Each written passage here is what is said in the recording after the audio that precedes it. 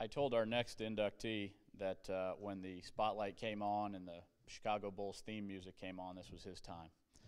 Our next inductee is Cardinal Newman, class of 1969.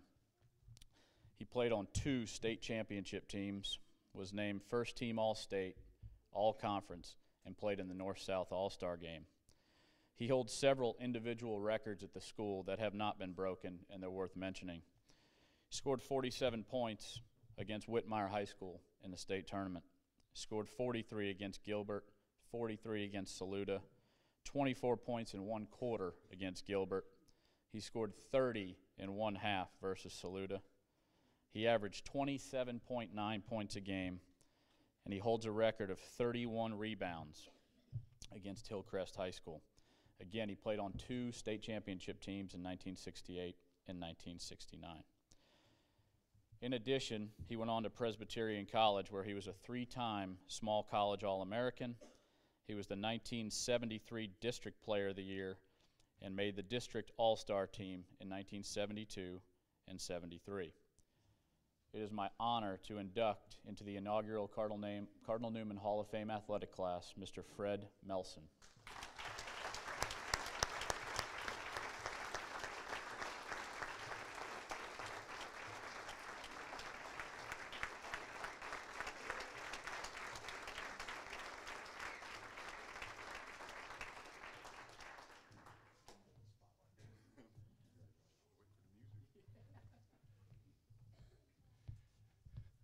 Thank you very much.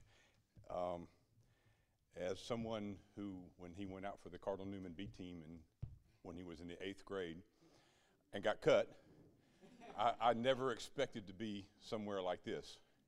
But I grew up taller than everybody else, and I think that was more than anything what happened. People have mentioned things already, but when you came to Cardinal Newman and you had people like Mr. Martin, Henry Martin, would come pick you up in the Tronco delivery van with no seats in the back when you were at Cardinal Newman, at St. Joseph's. We sat on chairs somewhat like these, and every time he made a turn, we'd all fall to one side or the other. And then once you if you didn't make the team and got cut, you had Mr. Watson coached his team. That he taught me how to enjoy basketball. It was really a pleasure to play for him. I told him he was the best coach I ever had. He was the most fun coach I ever had.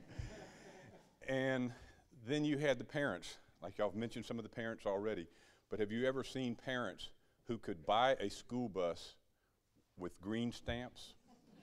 Did y'all know that we did that? There were stacks and stacks of green stamps at my house, and my mom is still tasting green stamps, I think, 40 years later. They built the gym, the parents, on the weekends. I know that the people do a lot for the school now, but there's nobody that did what we did. And so how could we not play, and how could we not turn out pretty good?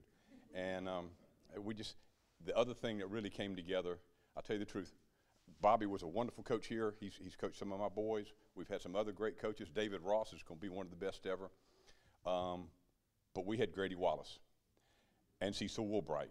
Cecil Woolbright took me when it used to be a dirt road parking place out here. He said, "Fred, I'm going to show you how to do a hook shot." And he put his elbow in my neck and knocked me aside and did a hook shot. And he said, "All right, come here, let's try it again." I said, "No, I learned that time. I figured it out." Cecil Woolbright and Grady Wallace. And Grady Wallace, I'll tell you what, he was, when I used to be on the B team, when I finally made it my freshman year, just to watch him and see those guys playing, that's who you wanted to play for. That's who you wanted to be around, and I really enjoyed it.